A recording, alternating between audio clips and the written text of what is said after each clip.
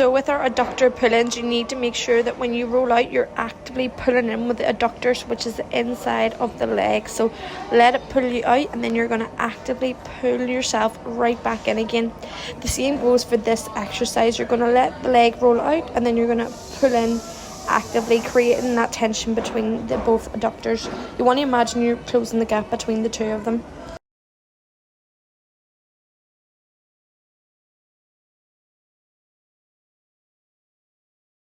All you're going to do here is you're going to flex the bottom foot, and you're just going to lift it up nice and controlled. Don't be letting it drop straight to the ground again.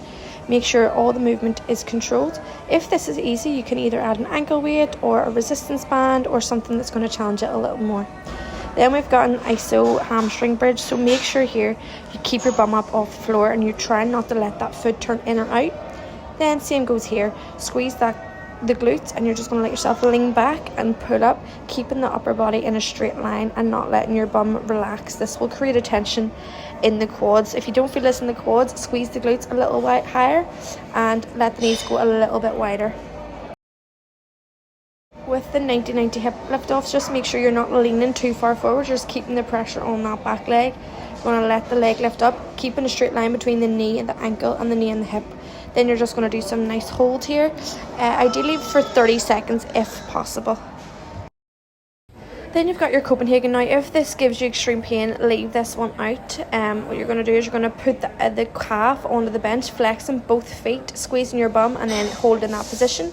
Then again, you're going to just lift your bum slightly off the ground, and then you're going to put a band around the feet and march one foot up. This is going to hit the hamstrings and the hips. Then we've got some hip circles, so just make sure, keep your back and your bum up against the wall, lift up nice and controlled. Here I've got a ball between the legs, really squeeze that ball, and you're just adding in some core work. Same here, squeezing that ball as hard as you can to get those adductors fired up, and you're just going to hold this like. Then we have the banded crab walks, where you're just going to keep your knees slightly bent and you're going to take walks to the side, and then you're going to do some marches up.